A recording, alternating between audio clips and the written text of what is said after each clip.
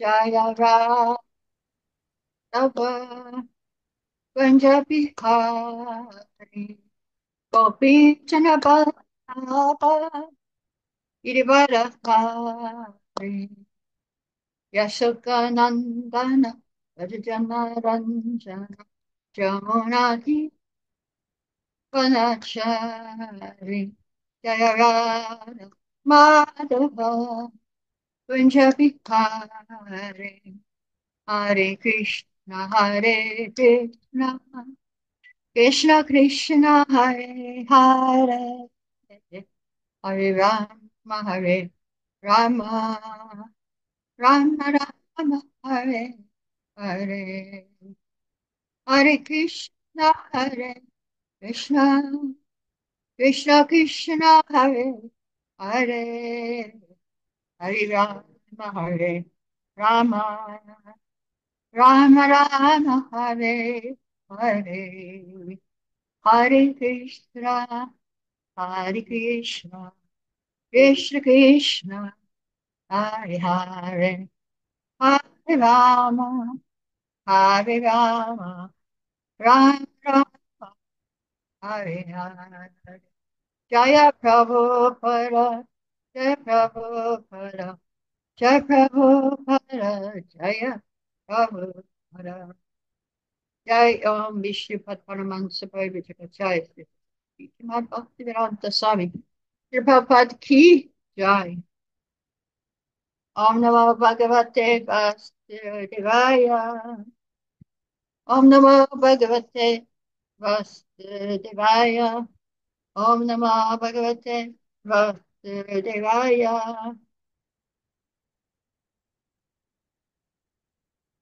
We're reading from Srimad Bhagavatam, Canto 1, Chapter 2, Verse 6.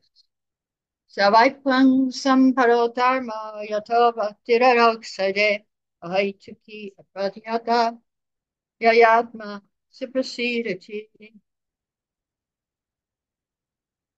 The supreme occupation, dharma, for all humanity is that by which men can attain to loving devotional service unto the transcendent Lord. Such devotional service must be unmotivated and uninterrupted to completely satisfy self. Report. In this statement, Sri Sutta Goswami answers the first question of the sages of Naimishranya. The sages asked him to summarize the whole range of revealed scriptures and present the most essential part so that the fallen people or people in general might easily take it up. The Vedas prescribe two different types of occupation for the human being. One is called pravritti marg, or path of sense enjoyment, and the other is called nivritti marg, or path of renunciation. The path of enjoyment is inferior. The path of sacrifice for the supreme cause is superior. The material existence of a living being is a diseased condition of actual life. Actual life is spiritual existence, or Brahmabhuta existence, where life is eternal, blissful, and full of knowledge. Material existence is temporary, illusory, and full of miseries. There is no happiness at all. There is just a futile attempt to get rid of the miseries, and temporary cessation of misery is falsely called happiness. Therefore, the path of progressive material enjoyment, which is temporary, miserable, and illusory, is inferior. Devotional service to the Supreme Lord, which leads one to eternal bliss and all cognizant life, is called the superior quality of occupation. This is sometimes polluted when mixed with the inferior quality. For example, adoption of devotional service for material gain is certainly an obstruction to the progressive path of renunciation. Renunciation or abnegation for ultimate good is certainly a better occupation than enjoyment in the diseased condition of life. Such enjoyment only aggravates the symptoms of disease and increases its duration. Therefore, devotional service to the Lord must be pure and quality, i.e., without the least desire for material enjoyment.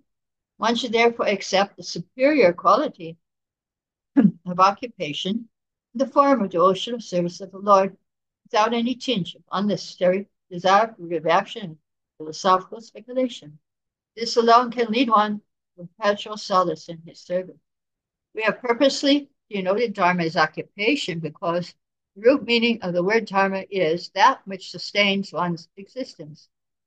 A living being's sustenance of existence is to coordinate his activities with his eternal relation with the Supreme Lord Krishna. Krishna is the central pivot of living beings, and he is the all-attractive living entity, or eternal form amongst all other living beings or eternal forms. Each and every living being has its eternal form in the spiritual existence, and Krishna is the eternal attraction for all of them. Krishna is the complete whole, and everything else is his part and parcel. The relation is one of the servant and the served. It is transcendental and is completely distinct from our experience in material existence. This relation of servant and served is the most congenial form of intimacy. One can realize it as devotional service progresses. Everyone should engage himself in that transcendental loving service of the Lord, even in the present conditional state of material existence. That will gradually give one the clue to actual life and please him to complete satisfaction. Mukam karati vachalam bhangam langate girim yakipantaham bande shikuram agnam Om Gyanat Mirandasya Gyananja Shalakaya Shivamiritam Yena Tasamai Shikarave. So we are in the first canto of Bhagavatam, in the beginning of the first chapter of the first canto. Vyasadeva says, Om Namo Bhagavate Vasudevaya, offering his obeisance to his Ishtadev Shri Krishna, glorifying his qualities.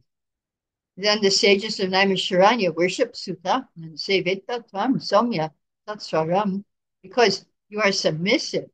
Your spiritual masters have given you all the favors bestowed upon a gentle disciple. We accept you as the captain of the ship to cross the difficult ocean of Kali. Then Sutta worships and glorifies his spiritual master, beginning of this chapter. He glorifies Shukadeva Goswami, showing how out of compassion for those who are serious in spiritual life, hopefully that's us, who are struggling to cross Kali's ocean, he spoke Bhagavatam after personally assimilating it. So now Sutta is inspired by the eagerness of the sages, and he will answer the first two of the 6 questions that they asked in the first chapter. So because the sages were aware of the fallen condition of future generations of people in this age, they were concerned to give them the essence. We have a short memory. We can't, it's very hard to concentrate and think. We need the essence. We can't just read the whole Vedas and get it. And Krishna is hidden in the Vedas anyway. And so Krishna has left the planet and the sages are looking for shelter. So, yes, this verse 6, I will answer. The first question is of the sages: what is the absolute and ultimate good for people in general? So, of course, he's selling devotional service, love of Krishna. This is the essence. And the ultimate benefit is to become free from bondage and develop love of God through devotional service. And the second question is, what is the essence of all scriptures? So throughout the second chapter of Bhagavatam, and especially this verse and the next verse, Krishna is confirmed as the only object of worship, and establishing our relationship with Krishna in love and service through devotional service is the essence of all the Vedas. One time a professor was talking with Srila Prabhupada. He asked Prabhupada, what is the most important verse in Srimad Bhagavatam? And Srila Prabhupada answered this verse, the Vaipunsam Parodharma. What is the best dharma? So dharma actually means a characteristic that is part of you that you cannot change. It doesn't mean this faith or that faith, Hinduism, Christian, or something, tradition followed blindly or by social custom. Faith is different. But dharma, you can change your custom, you can change your country, you can change your faith, but your dharma cannot be changed. So that is He says in Gita, I come to reestablish Dharma. And he also says, give up all nonsense dharmas and surrender to me. So Bhagavatam too, in the beginning, the second verse of Bhagavatam, Dharma Projita Kaitava. Bhagavatam rejects all cheating dharmas. Um, Beginning with Dharma Artha Kama Moksha. So all these are goals of people who are pious in the Varnashram system, but they're also rejected from Bhagavatam because the highest thing is our relationship with Krishna and how to execute our duties in that relationship. So that is Bhagavad Dharma. And so Krishna, he is sustaining our existence. So we need to do our duty to him. He's all attractive. We all have some attraction. And because he's our eternal master, he's our eternal friend, he's our eternal husband, he's our eternal son. And so we have to connect with Krishna by devotional service. So there's two different kinds. I mean, service is our dharma, which we cannot get rid of. So, but there's two kinds of services. And there is paradharma and aparadharma. So Sanskrit, para means transcendental, and apara means material. So we have two kinds of positions while we are in this material world. We got our apara dharma, our things that we have to do to maintain our body and live in this world, maybe have a job. And there's our aparadharma, which is transcendental. Paradharma is transcendental. And that's why Krishna says, give up all these other dharmas that you think you need and just surrender to me. And I'll protect you. This is your real occupation. Prabhupada said, Dharma is occupation. Our occupation is to serve Paradharma. And how? Ahaituki. Ahaituki means to serve without motive. No motive. And Lord Chaitanya, he teaches us, even if you break my heart by not being present before me, I will still love you. He doesn't say, I must see you. Prabhupada says, no, why we should demand to see God. He's busy. Why should I call him from Goloka to come here and be with me? Of course, he is with us in heart, but we may not see him. So we may be brokenhearted by not seeing him, but we still try to serve him and love him. Not that, you're a devotee for so many years and oh, I couldn't see Krishna. Oh, let me go back to Maya. Oh, you go to the temple, you can see him every day. So we should not have the motive to see Krishna. And also, we should not have a motive for different kinds, for a certain kind of service, certain conditions to do our service. Just like Srila Prabhupada in his lecture in London on this verse, he said, heaven or hell, it doesn't matter. That is pure devotion. And yavidashitashumyam, without any desire. Oh, we can have the desire. He says, there's one desire we can have, and that's to go back home, back to God. That's all right. But a pure devotee doesn't even desire that. But it's okay if we know we're not on that level. It's good to desire to at least go back home, back to Godhead. So Prabhupada, I mean, he came without motive to the USA, 2 heart attacks. He had a room without windows, no bathroom, closet. And in that room, it's about the introduction to Bhagavad Gita. So everybody wants something in this world. The karmis, they want to go to heavenly planets. The yogis want mystic power. Gyanis want to merge. But Prabhupada said, no cause. I love Krishna, I serve.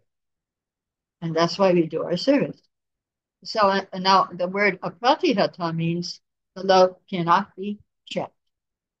If you love someone here in this material world, if you have no money, love will be hampered or maybe even finished. But if you love Krishna, it cannot be stopped. There's no material impediments. Even if you're poor, you're illiterate, you don't know Vedanta, you can still serve Krishna. Krishna doesn't say, oh, you're a poor man, how can you serve me? you're illiterate. Oh no, you cannot. You don't have high education. No, no. These even might be obstacles, according to Queen Kunti. The high education, the high birth. You can become proud. So whatever you are, doesn't matter. Prabhupada says black, white, man, woman, doesn't matter. You have the right to serve Krishna. There's nothing in this world that can check your devotional service. Nothing can stop you if you have a desire to do some service for Krishna. And that's another meaning of a haituki. Nothing can stop you. Kunti Devi prays for such pure devotional service. She says, as the Ganges forever flows to the sea without hindrance, let my attraction be constantly drawn unto you without being diverted to anyone else. So if you have any desire to serve Krishna, then nothing can stop you. There may be impediments, but if your desire is pure, and you can easily cross beyond them. And finally, what happens if you serve Krishna without motive? Supersede T, you will be happy. That's the test. If you are actually doing devotional service, if you're happy, your body, your mind, your soul, even Paramatma will be satisfied. If you do devotional service without motive and without being checked.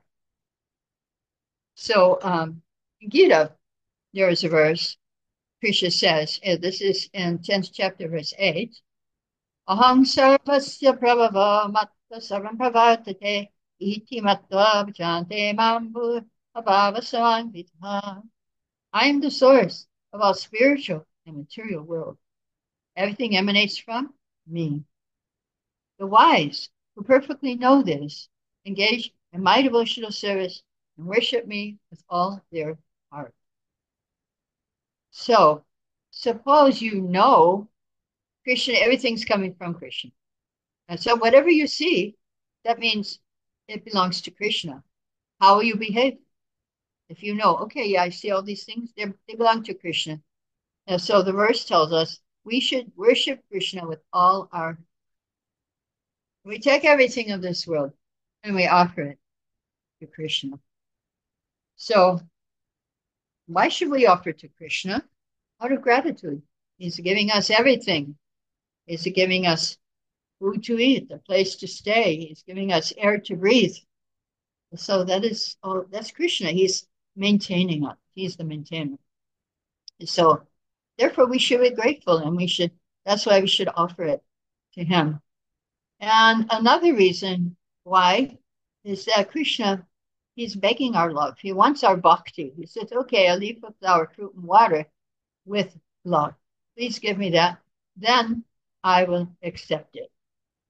Krishna's not hungry. He doesn't need our opulence, our food, and he's not impressed with our renunciation, but he is asking our love. So when you offer something to Krishna, Krishna becomes happy. Just like I have experience when my son Govinda, when he was 5 months old, he was a very big baby. I had to give him grains when he was 4 months. And when he was 5 months old, I was feeding him porridge to put the spoon in the porridge and put it in his mouth. And one fine day, this 5-month-old baby, my son, he took the spoon out of my hand, he stuck it in the porridge, and he stuck it in my mouth. And I thought, oh, he loves me. He's so sweet. The same thing, we're all babies of Krishna. And if we do take something of his and offer it to him, he will be very happy with us. And this is devotional service. We become happy. He becomes happy, and we become happy when we do service for him. And that's why we should offer out of gratitude, out of love. Actually, there's 4 things which we can offer according to Bhagavatam. We have our prana, we have artha, we have tiya, and vacha. So the first thing is prana. We can offer our life to Krishna, or offer some service, offer some time in Krishna's service. But you may say, well, no, I can't offer my life. That's too much. Okay, offer artha. Give a donation of money. give some of your wealth, of your possession. And you say, well, I'm not very rich. Okay, that's all right. Another thing is their dia. That's your intelligence. You can help to organize Sankirtan, have Nam Hat in your house. You say, well, no, that's too much. Okay, one more thing's left, and that's vacha. That's your words. You can chant. You can sell books. You can tell somebody, get somebody to chant Hare Krishna. So these are also ways that we can uh, sacrifice for Krishna. Now the preacher, like Srila Prabhupada, he sees all of us as parts of Krishna, and he wanted to offer us to Krishna. That was really good. And we like to be offered by Prabhupada. Um, so Prabhupada engaged all of us, rich, poor, man, woman, and some of us had nothing to give materially, but we did give our lives. So Jayananda gave his savings to Prabhupada to print Nectar of Devotion. Ramananda gave his life savings also when he joined. So he had the check for his life savings. I think it was $5,000. Gave it to Prabhupada, and then he asked Prabhupada, "Could I have those 3-volume Bhagavatam set?" And Prabhupada said, "That will be extra." And so, no motive. He forced him to do service without motive.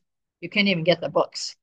And so Ramananda said, "Well, that $16 was much harder to get because I became brahmachari and I wasn't working anymore. So I had no way to make money."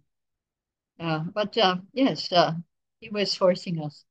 And in the early days, 1966, also, Srila Prabhupada quoted the nectar of instruction, the dati patibinati, guyam akyati prichati, bhumte pochayati chaiva, sadviham priti lakshanam.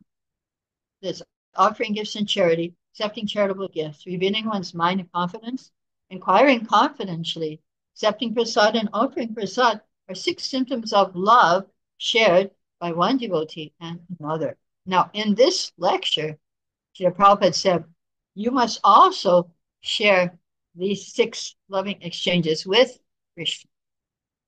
Give him presents, accept presents. Give him food, accept prasad. Reveal your mind. Reveal your mind.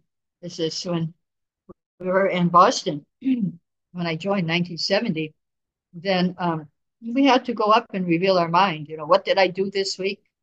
And then we would get an answer. We had some problem. We would get the answer from the deity. And so, how to love Krishna, because we're supposed to love Krishna now. So Prabhupada told us, first get up early in the morning. You don't like to, but you think, okay, I'll get up early, satisfy Krishna. That's the beginning. Then I'll have to chant 16 rounds. Hare Krishna. Prabhupada said, you may be lazy.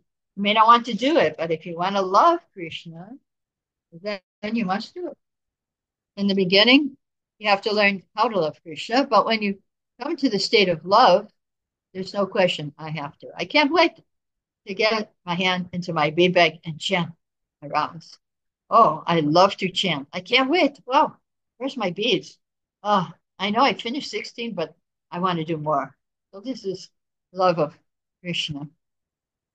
So the impersonalist, he thinks I am God and I'll become one with God. Devotee thinks I'm servant and I'll become one in interest. What Krishna wants, I will also want, and I will try to give that to Krishna.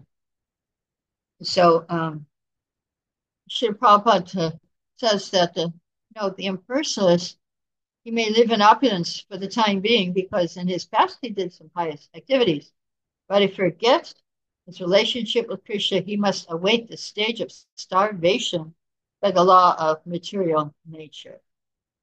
So when Prabhupada landed in London one time, there was a press conference. And as soon as the devotees saw Prabhupada, they all hit the floor down, offering obeisances. So the reporter asked Srila Prabhupada, so you think you are God? And Srila Prabhupada said, The spiritual master should be given all respects as God, but if he thinks he is God, then he is dog. So Prabhupada knew how to answer these people. The impersonalists, they renounce food. They go on starvation diet. But the devotees, they enjoy prasadam because Krishna is eating and then he gives it.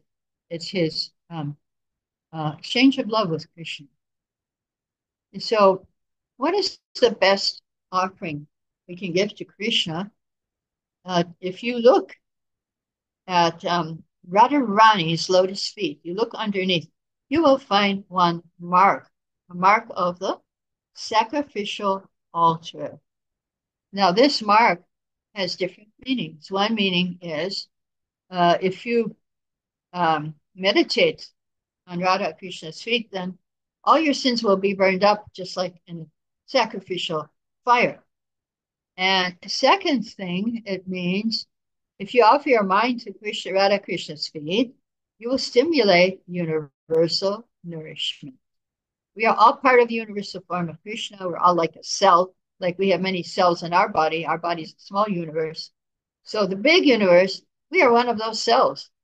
And if we fight, then the body will be unhealthy. So we serve Krishna, we offer our mind, and the whole universe is nourished.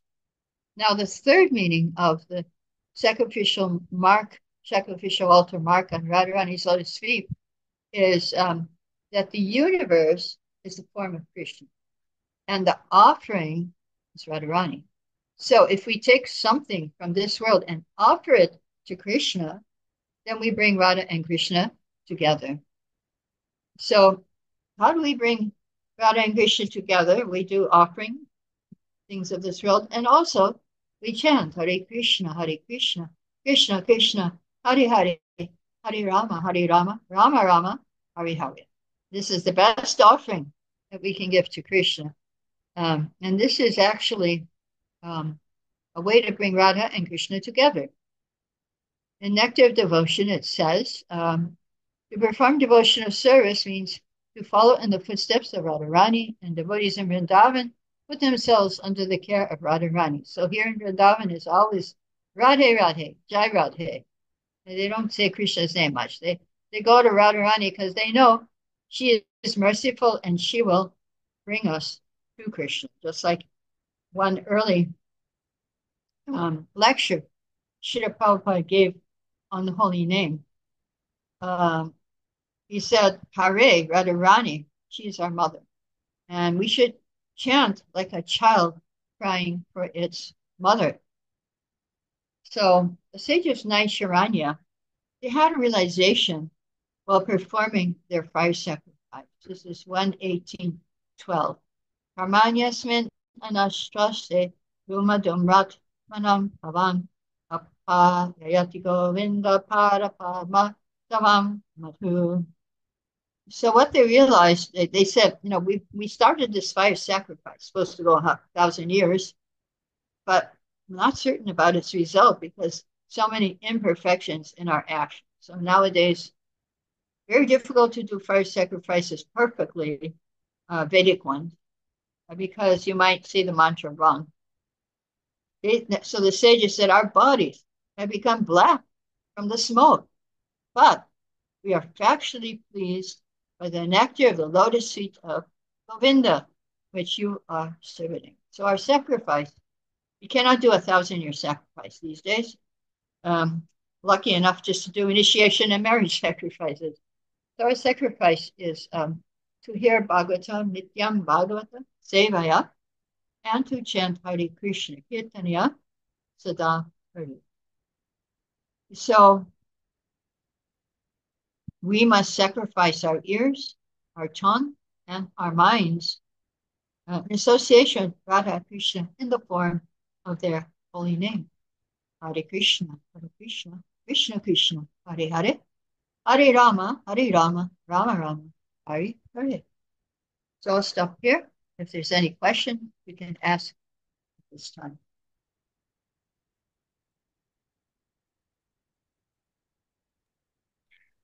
Thank you so much, Narayani Prabhu.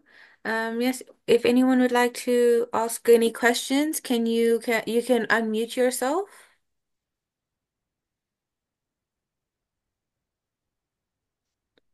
Okay, oh, yes. Hare Krishna, Narayani Mataji, thank you so much for your class. I'm sorry I haven't got my camera on and my signal's not very good, so I cut off if the camera's on. I was just Okay. wondering that um, offering, like serving without motive. So recent adventures in my spiritual life have revealed how not unmotivated I am. And obviously, as a neophyte, it's natural.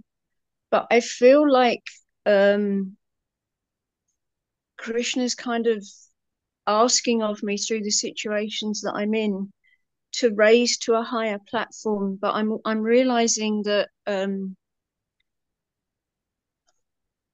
experiences in my previous life before knowing the devotees, and then some within the association of devotees, I have a lot of um, fear, lack of trust, and ultimately, I guess that's lack of faith. So, how does one cultivate that, begin to rise to a less motivated level? Uh-huh.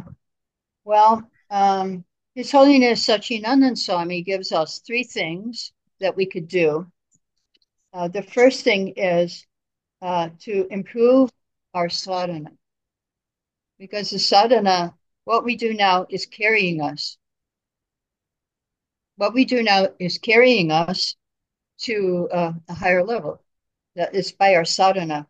And if our sadhana is strong, then we can go quickly, proceed quickly. So you need to find out your, uh, examine, be introspective, examine your sadhana. Are you getting up early? Are you chanting 16 rounds, quality rounds, not just, yeah, quality rounds, not just trying to get them done. Of course, that's what we do, but chant quality rounds. Try to do something special for Krishna every day. Um, Maybe give something, a present, a fruit or a flower, and or do something outside of your normal. I will get to that actually. So first, improve your sadhana. Secondly, you can pray for bhakti with taste, bhakti with taste, uh, because now we do things mechanically, and that's okay. But it will take us a lot longer to progress. So do something, pray for bhakti with taste. And the third thing you can do is to take a risk for Krishna. You can take a risk. Um, so that might mean go out and distribute some books, maybe one day a week, one day a month, or I just saw one devotee on Facebook. She has 100-day challenge that every day she's going to distribute one book for 100 days. You could do it once a month. You could do it once a week. Uh, so that might be out of your comfort zone. You do something out of your comfort zone. Those three things: take a risk for Krishna, pray for bhakti with taste, and that will increase your faith. Just like myself, I have experienced that I've been traveling alone all over the world at the age of 76. And sometimes it's not easy because I do have luggage and I can't always manage it. So, um, so one time I arrived many years ago in Gatwick Airport in London, and I had to get to Bhaktivedanta Manor. Nobody was there to meet me at the airport. And so I was supposed to stay with somebody near the manor. So, and I didn't have a cell phone. There was before some people had, but it was not many. So I asked one man at the station to tell me which train should I go on to get to this place, to Watford. And so he told me and helped me buy my ticket. And he lent my phone so I could inform the person who was picking me up from the train. So then I got on the train with my, one big suitcase, one small one heavy purse with my gear rush in it. No, I don't think I had gear rush. It was before. So then, yeah, I got on the train. And then finally, I had to change trains, and I arrived at 10:30 at night at Watford, and I was the only one who got up from my car in the train. I was alone. And I got out there and I saw this huge, huge flight of stairs.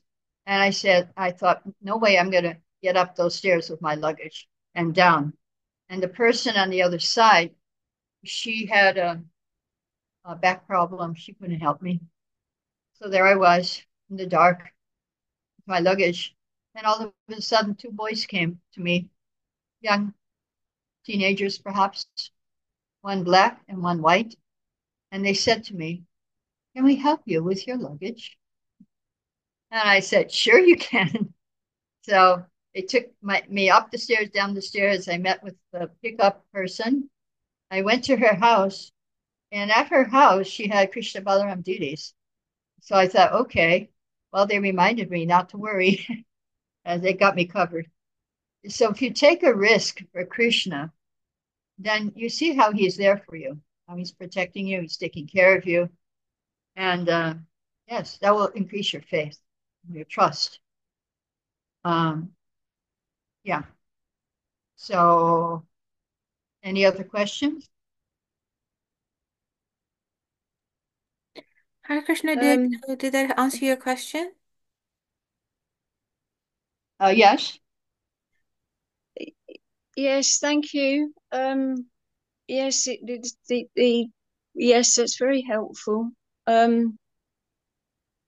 I have one further one, but I don't want to go off the topic so much. So I feel as a family we took a risk. Um, I served within the movement for most of the time of knowing the devotees, and my husband worked outside. And then we had opportunity for my husband also to serve within the movement. And then it didn't work out. Relationship with the leader of the particular project that we were following, Okay. serving in, broke down. And whilst I Uh-huh. can I see within the situation, actually, there's lots of mercy in the situation that we've now been put in, but it's like raised my fear. So I just guess, as you were saying, the things I need to focus on is those things that Sachinanda Maharaj was, Yeah. the three that he's giving the example of, and then hopefully things will overcome from there, because it's definitely, I don't know whether this is like Mhm. just my speculation, but I feel like I've had a realization that if Krishna sees we have some, even if it's just little desire to genuinely surrender, he will do whatever is necessary to actually pull us towards him, Right. even if that means making the material circumstances extremely difficult. And Yeah. th- through that, I've I've I've kind had of, that experience in my life. okay. So how did you process that? Because what I'm realizing is what's come from that for me is like this fear of, it's Mhm. almost like I've hit a limit So with Krishna. I'm scared to give more, because it's like this situation is really very intense, and it's almost like a question of Mhm. how to go through necessary karmic experiences and purification and come out the other side spiritually stronger and more surrendered, rather than thinking, oh, I'm not prepared for that. Yeah, I know. I what I noticed is you might be happily doing a service, But if Krishna, then a huge drama occurs. That's happened in my life a couple of times, a big drama, and then everything changes. You lose your service, but then you start another service, which is, it's also good. Big drama happens, and so yeah, you may have a fear. Oh, I can't trust the devotees anymore. I can't trust Krishna. I can't. So there's one exercise you can do. That, the main thing, what I understood, my realization when these things happen, is that is something, some way Krishna wants us to change our attitude. We need to change our attitude, and if we change our attitude, everything will work out nicely.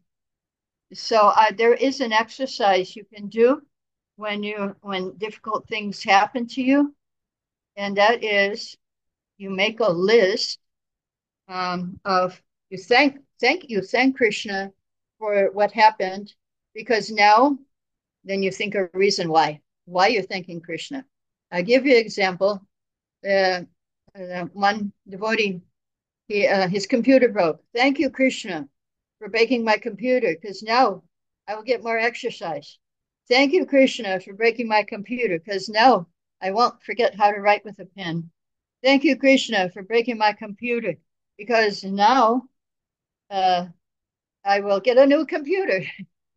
So actually, um, this is what happens. What happened to this devotee after he wrote 10 reasons why? Thank you, Krishna. His computer started working. And I noticed that in my own life too. When I make this list, then my whole attitude changes. Like I'm becoming positive instead of negative. So the problem when something difficult happens is we become negative. But our attitude has to change to positive. Um, that, Krishna loves me. That's why. That's why this happens, because Krishna is seeing what is the best for me. So another example is, like at the time of death, the non-devotees, they are like a rat in the mouth of mother cat, and they feel terrible, they feel fearful, they don't trust anymore. But when a kitten is in the mouth of mother cat, then the kitten feels, oh, my mother has me, and she's taking me back to home. So sometimes in our life, not even at time of death, Krishna takes us, might be, death is not easy. We might feel the teeth of Krishna, mother cat. But even now in our lives in this world, Srila Prabhupada says in a purport that we can feel the teeth of the mother cat even now. That we're going in the wrong direction. She picks us up and takes us and moves us in a different direction. So yes, it's very important to have a positive attitude, and take another risk for Krishna. You may lose so many things when these dramas happen, but you have to see what is sustaining you, what is keeping you going, why are you staying serving Krishna. You have to be very introspective and find that, and what you need to do. So these 10 reasons, thank Krishna for this happening, because now you tell the reason. Now, yeah, I'm not in such association that gave me so much trouble. Now I can find a very more helpful association that will encourage me in my service to Krishna. Did you have other realization? Thank you so much. This is really helpful. Really Yeah. helpful. Actually, yeah. There's many things that have come from the experience, and I really do feel Krishna's blessing in it. But it's almost like, what you've just shared is very, very helpful, because what I'm seeing is my emotional response is in a very different place to where my faith is in the philosophy, and it's trying to deal with that emotional response, Right. and bring my emotional response to the level where my faith in the process is. It's almost like holding. I feel like it's almost holding the hand of my child to try and bring her up to where I am as an aspiring devotee, as an adult. So these 10 reasons I feel is very, actually will be very, very practical for me. Yeah, And it's very cool. And you find out when your attitude changes, everything comes to you easily, all the good things. it's very interesting, isn't it? Go ahead.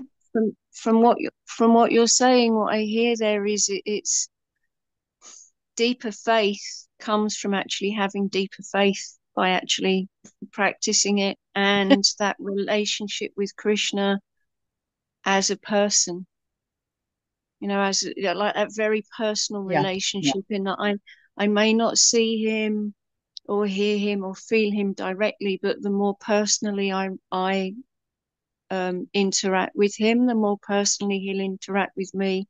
And as you said, the core important part of that is that positive mood. And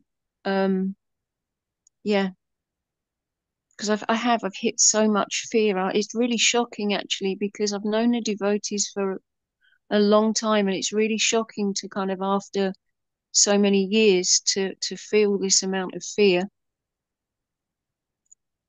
It's very humbling Hmm. as well to hit the. It's humbling because there's realization actually of how, as long as things are okay, then to give the heart openly. I feel like I've given my heart as much as I've been able to. Obviously, I'm very, very, very conditioned, but I've given my heart. But because the situation has got difficult, and it is difficult, I don't want to minimize it. It's quite a challenging situation. And we've got dependent children, and it's now difficult to provide for them. But at the same time, I can feel it's almost like a child saying, well, you haven't given me what I was expecting from it, so I don't want to do it anymore. And that's extremely humbling. Yes. Yeah. And so Well, fear, there's three. It talks about attachment, fear, and anger, that these three things are there. Um, and fear is for those who are more like impersonalists, actually. They have fear is they have a lot of fear.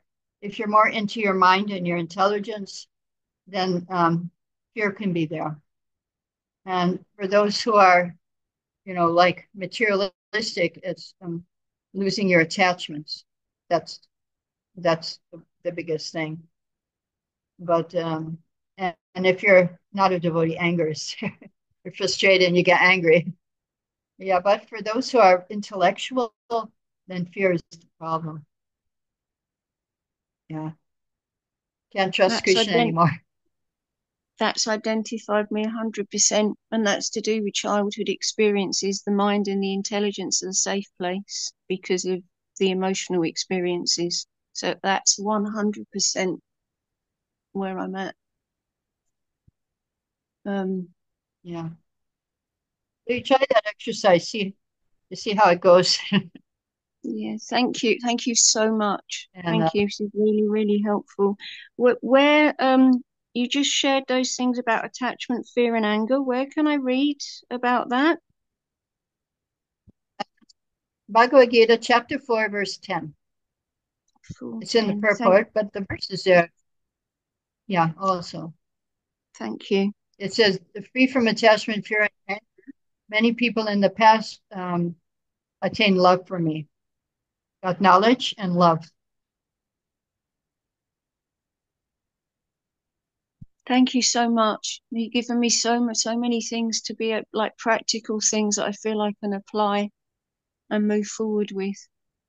I'm very grateful. Good. I think that's why we did class today for your benefit. Because I don't see so many people, at least online here. I don't see so many people online. It's another blessing, because if there had been a lot of people, I probably wouldn't have asked. Exactly. Yeah, it looks to me like Krishna arranged this just for you. Hare Krishna. Thank you so much. Any other questions? You're welcome. Yeah, it's Prabhupada's using me as an instrument. Hare Krishna. Narayani Prabhu. My name is Anybody else have Vasanti. questions? Hare Yeah. Krishna. Sorry. My name is Vasanti Devi Hare Dasi from Krishna. Cape Town, South Africa. Nice to hear from you. Very pacifying. Thank you very much. Okay. Good. Prabhu, I wonder if you could speak on overcoming the propensity to defend. The previous Mataji who was asking questions, I felt like she was sitting inside my own heart and asking about my own struggles, especially in relationships with devotees. There's like an ideal world that we'd like to live in where everyone gets along and everyone cooperates and the service just flows. But that doesn't happen, and then there comes this desire to defend oneself or to, so hard. And that's an animalistic Right. propensity. So how does one overcome that propensity? Well, it's a defense. Also, you don't exactly accept, means you don't accept what they're saying, whatever it may be. So, so first of all, you need to forgive them. Forgiveness is important here. It sounds like you feel like you're being attacked. So then, if you tolerate, if you forgive them, then you get all their good qualities and they get your bad qualities. That's according to Mahabharata. So yeah.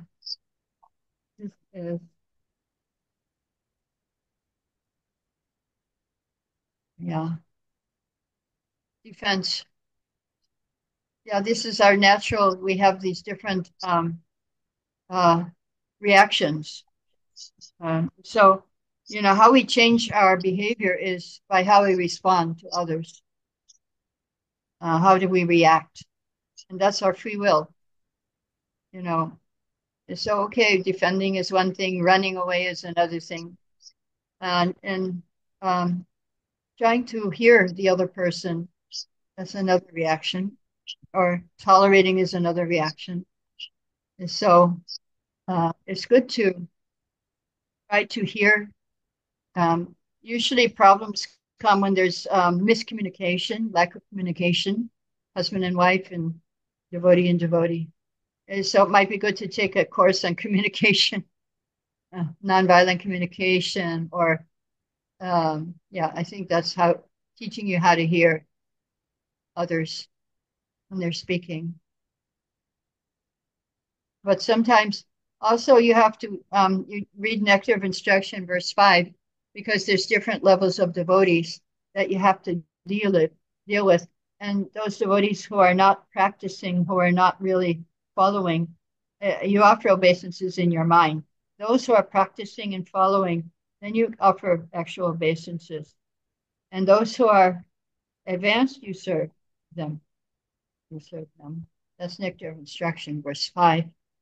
And so you also have to discriminate with whom you're dealing, which devotees.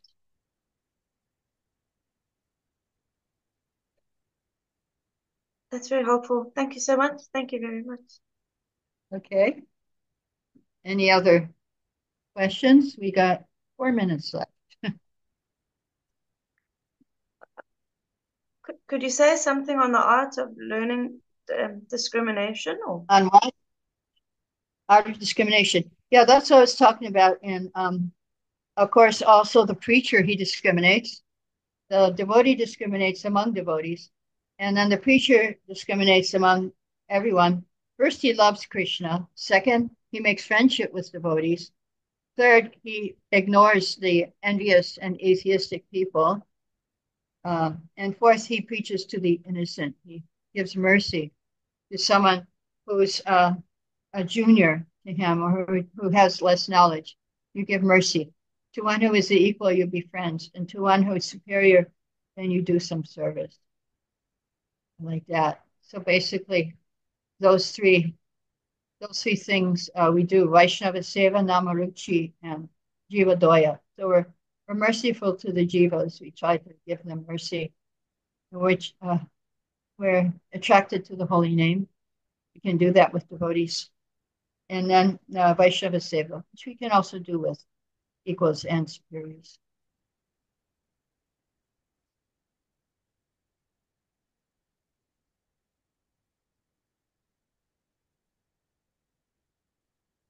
Thank you very much, and I feel very grateful to have been allowed to be here. So thank you so much. Hare Krishna. Okay, so I think we'll stop here. All glories to Srila Prabhupada. Hare Krishna. Thank you so much, Narayani Prabhu, for sharing your time with us today. And this class was really beautiful, and I'm sure everyone who is here really benefited quite a bit. Just a small announcement that Narayani Prabhu will be with us again on the 3rd of November at the same time. We're doing a pre-Prabhupada Disappearance Day class. So we're looking forward to seeing you all again. Hare Krishna. Hare Krishna, thank you.